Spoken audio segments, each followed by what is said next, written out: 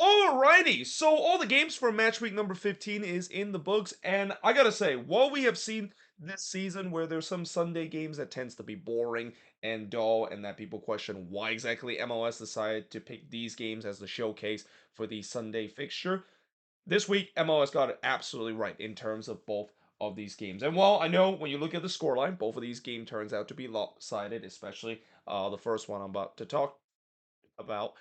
These games were actually very entertaining to watch, especially from the winning team that were playing some of the most prettiest soccer that I've seen a team play this season. But with that being said, let us actually get into the first game, which is Sporting KC versus the Portland Timbers. And what a response this is for Sporting KC. I mean, after what happened last week where they got absolutely thumped by St. Louis and that fans are starting to question, uh-oh, it looks like we're back to where we were in the first 10 game of the season where we looked like a laughing stock in the league.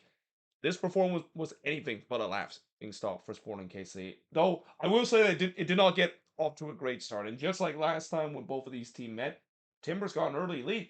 And after Ashari had the first shot of the game but blasted high in the 5th minute, the Timbers gets the opening goal. It's Frank Bowling, the one that gets the opening goal for the Portland Timbers, and it was the first shot for the Portland Timbers too. So yeah, that's not a great moment for Sporting KC.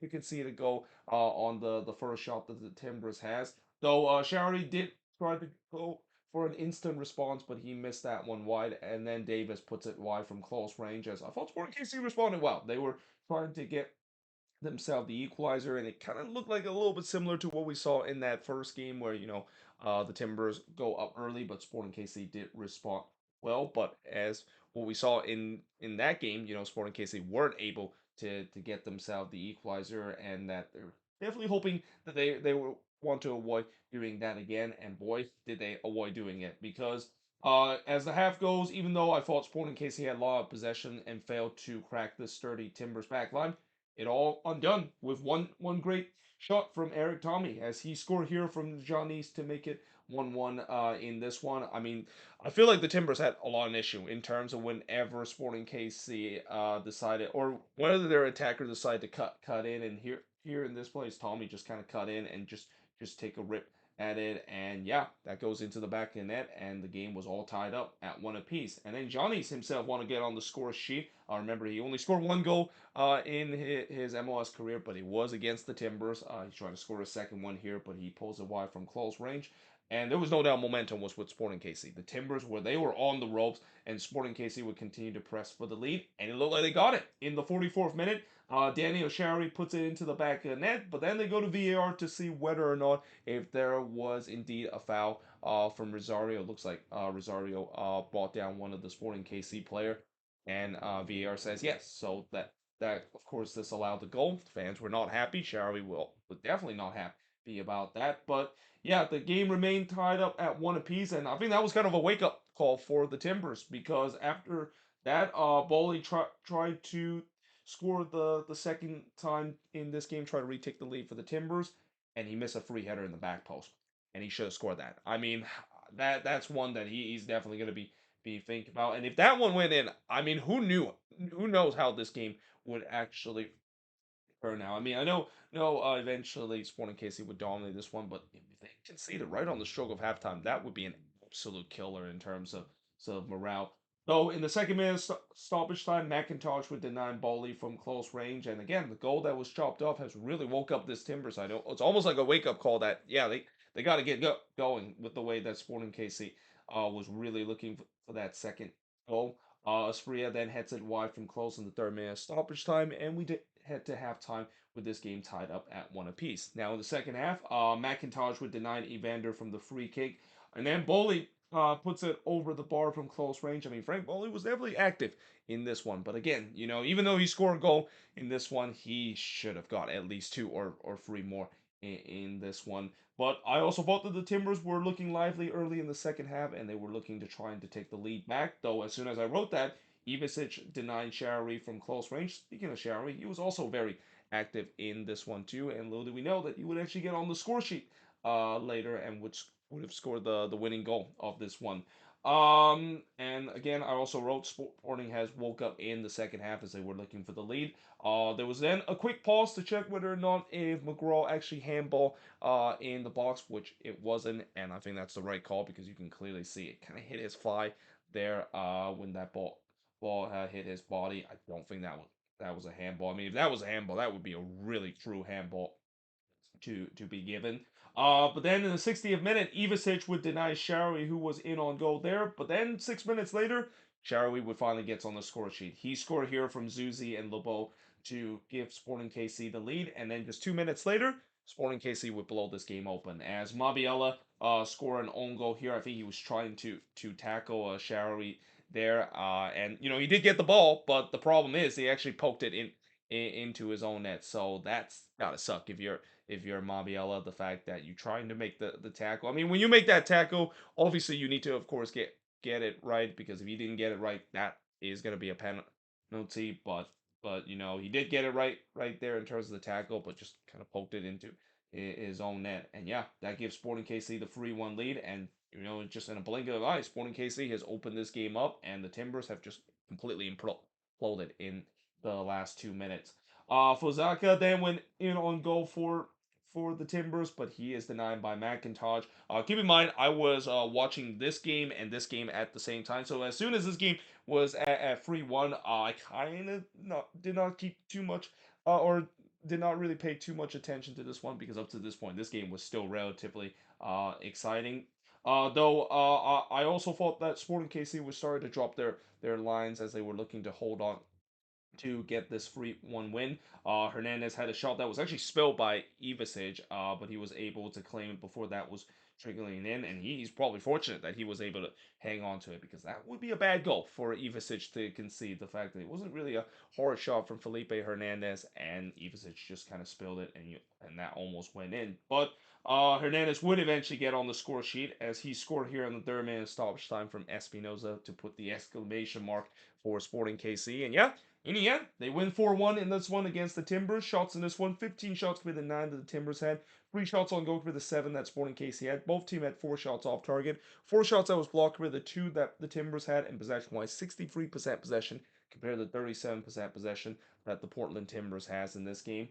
Again, great bounce back performance for Sporting KC. And maybe give Sporting KC fans some hope that, hey, maybe we are back in business and maybe the game against St. Louis was just kind of a blip of a team that even though they had that bad 10 game stretch with the way how this season and how tight the standings is when you look at teams that is trying to get that knife spot, it doesn't take a lot for Sporting KC to get back into this, and if they can continue to pick up these good performance, then yeah, they can definitely be back in the thick of things. But for the Portland Timbers, that is one team that is definitely slipping down the standings. They're actually now that team that is just above the red line in ninth place. And remember I talked about that Cascadia Derby win against Seattle and how it kind of gave them the boost for the next couple of games. Well, it seemed like that boost has started to run out because in these last couple of performances, it's just have not been great performance for the Timbers. And yeah, they got to figure things out. And at least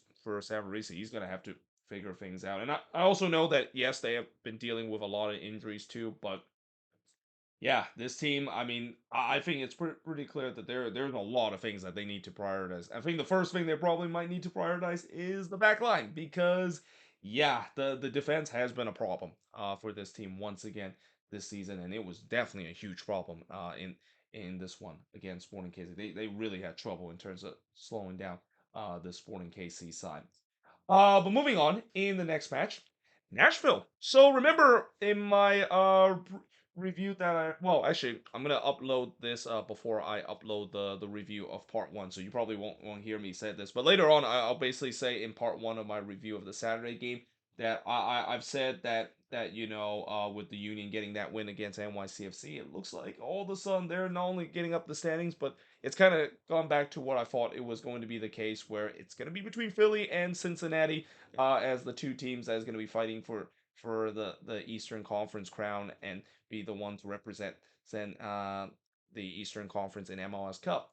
Well, Nashville want to have a word with that because Nashville has been red hot lately, and I mean this game, it just shows you that I think these last couple of games shows you the character that this Nashville team has, where even when they find themselves down early in the game, they have the determination to come back and win this one in this one against the Columbus Crew. But before the game was actually kicked off, I actually heard a "Ref You Suck" chant from the Nashville supporter group. Now, normally I don't hear the "Ref You Suck" chant until probably in the middle of the game. So the fact that I've heard it before the game has started, I mean, the referee must have done something mean to the Nashville supporter group. And keep in mind, I will say this, and this is no offense to Nashville fans. They are one of those fan base that are kind of a little bit freckle in terms of refereeing decision goes against them. They tends to boo a lot and tends to get really frustrated with referee decision go against them, whether it's right or not. Than what I see with other fan, and they are not afraid to basically they tell the ref that he really suck, and it also won't be the last time we will hear that chance throughout this game. But it was weird hearing it just before the game has even started. I mean, it's almost like the Nashville fans basically reminds the ref, yeah, you suck. We hate you. Whatever decision you make, we're gonna boo you and basically shout that chant again. But that being said, in the second minute of stoppage time, Columbus takes the lead. It's Yoboa. He scored from Cucho here to give the Crew a 1-0 lead, and that was an absolute banger from Yoboa. And the reason why I didn't write goal of the week with a question mark is as later I'll upload the review. I'll talk about how there's already a couple of goals from the Saturday night action that could be worthy of goal of the week, and this one could be as well. I mean, it was just an absolute banger there from Yoboa, and yeah, that gives the Crew a 1-0 lead. It was a dream start for Columbus. McNulton did look for an instant response, but he missed wide there. They mentioned Nashville has only won once when they give up the first goal of the game. Funny note, that was actually the last game against Charlotte FC, so they were trying to do the same thing for the second game in a row. Mukhtar would hit it right to Schulte in the 15th minute as the shots were for free in favor of Nashville for 25 minutes. Pico then hits one right to Schulte before Mule puts it wide from close range, and Nashville started putting wave after wave of pressure. Like they were pressing, get the equalizer, and Columbus has got to watch these turnovers. This was a huge problem against Cincinnati in that Hell is Real derby where they were just turning the ball over way too much in the middle of the park, and they were doing it again against Nashville. And Nashville is another team that if you turn the ball over in the middle of the field, yeah, you're basically screwed because Nashville is a team that capitalize on those defensive mistakes with how fast they go on the transition.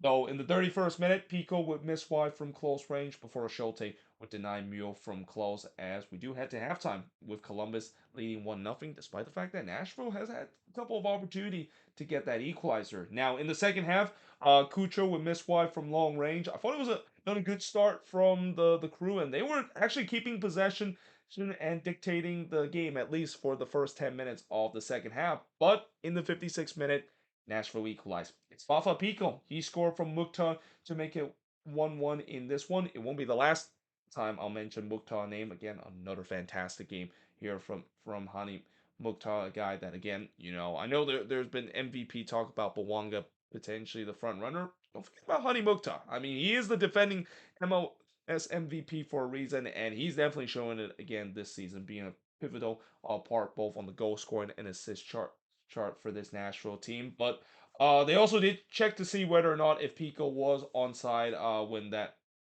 corner was delivering from Mukhtar, which he was clearly he was. So yeah, that ties the game up at one apiece. The game then to become a little bit stop and go. We did had a couple of injuries, so yeah, the game didn't really have too much rhythm. But by the time when the game started and it wasn't stop and go, that's when the game started to become fast again.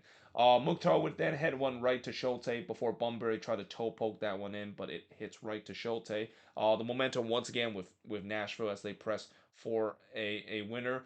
Then the referee was once again told by the Nashville supporter group that he really sucked because of some of the decision that goes against them. Godoy then had a shot that was actually spilled by Schulte, but it was clear the way. But you just have a sense that Nashville was coming. Like the pressure was building. It was just a matter of time before Nashville get that second goal. And they do. In the 80th minute, it's Teal Bunbury. He scored here from Lovitz to make it 2-1 in favor of Nashville. And again, it came off of set pieces. This has also been a problem for the Columbus Crew this season, and really for the past 2 or 3 seasons too, where they have not been a good team in terms of defending set pieces. And when you're faced against a Nashville team that they live on the set pieces, it's always been their friend, especially with some tall target up front. And even though they didn't have Walker Zimmerman in this one because he's kind of like the prime guy in terms of targeting those set pieces, they're still a very dangerous team on set pieces. And yeah, Columbus again, they didn't get that memo. They didn't defend it well there, and yeah, just like that, that found themselves down 2-1. Though Cucho did look for an instant response in the 82nd minute, but he hits one right to Willis. And really, as the time winds down, the Crew was pushing to try to get the late winner, and Nashville kind of started to go with their usual low block, trying to kind of grind themselves out a 2-1 win. Though that didn't really last for long, because in extra or in stoppage time of this game, this is when MLS After Dark really kind of kicked into full gear. Because in the second minute of stoppage time, Willis would absolutely rob Cucho of an overhead kick, and not only rob Cucho there on that, but he actually held on to that, which was quite amazing. The fact that he was able to held on to it, because that overhead kick by Cucho was actually connected relatively well. And then on the other end, Mukhtar tried to ice it, and he probably should have iced it because he was all alone in the front post, and you would have bet the house that he would put that one into the back of the net, but he missed that one wide there, and you just wonder, will that miss opportunity come back to haunt Nashville? Because on the other end, Ramirez hits one right to Willis before Willis had to deny Russell Rowe in the front post. It was just end to end action. It was a very open game up to that point, which again, usually when you have like an open game like this, you would think that maybe that kind of favored Nashville because they likes to play that open end style and like to go quickly on the counter attack. But for me, I've always said that when you're the team that's leading, it does not favor you when you play an open game. Like when you play an open game, it's going to be a bad thing because of the way you're literally allowing your opposition to go quickly on the other end and creating those chances that could potentially resort into an equalizer. So yeah, I think Gary Smith, he's probably not happy the fact that they were playing a very open game, even if they do try to seal it to get the 3-1 win. Though to their credit, they did eventually do so in the 8th minute of stoppage time, as Hani Mukhtar makes amends of his bad miss that he had in the 4th minute of stoppage time, and this one was even better. I mean, that this was just peak Hani Mukhtar with the way that he just dance around. Well, he make the run here, and then oh god, I forgot which was the crew. I think it was Aiden Morris. Yeah, Aiden Morris was the one that was trying to defend Mukhtar, and yeah, I want to send my condolences to Aiden Morris, because you're not gonna stop Hani Mukhtar when you're trying to face it on a 1v1 situation. And yeah, it's not surprised that Mukhtar completely done Morris there. He basically rifles it, and that just shows you why he alongside with Denise Bowanga is going to have a really interesting race for the MVP this season. Just as similar as when we saw last year when Dre UC and Mukhtar was in that MVP race, and that was a very heated MVP race all the way down the stretch. But yeah, I mean that kills the game off to make it 3-1, and that would be the final score of this game. As the shots in this one, 17 shots for the 12 that Columbus had, 10 shots on goal compared to 6 that Columbus had. Boy, Nashville was feeling it in this one in terms of going forward on goal. 6 shots off target for the 3 that Columbus had. 1 shot that was blocked for the Columbus 3 has, and possession wise, 52% possession compared to the 48% possession that Nashville has in this one. And again, I've said I will say later on in the review the fact that it seems like earlier I thought maybe the team to beat in the East is the Union and Cincinnati, and Nashville now into that conversation. And this is where I can't wait until when they do face against each other, because man, that's going to be very interesting to see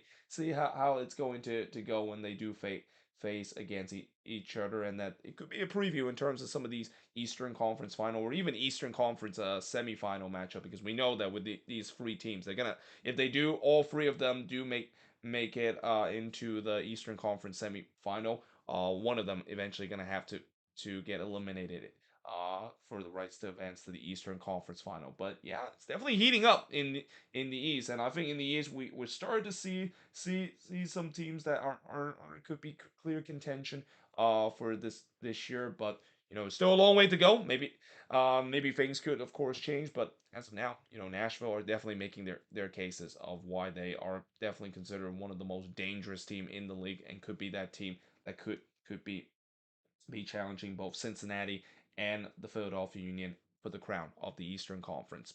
But there you have it. That is pretty much it in terms of my review of both of these games. And if you guys enjoy this review, make sure you guys leave a like and smash the subscribe button. And as always, let me know in the comments below what do you think of both of these games. And yeah, hope you guys enjoyed this video. Again, tomorrow I'm gonna be finish up the review of part 2, and after when I upload this video I'll basically finish uploading the review for part 1 for the Saturday night action. But yeah, as I said, hope you guys enjoyed this video. If you do, make sure you guys leave a like, smash the subscribe button, and yeah, I of course will see you guys next time.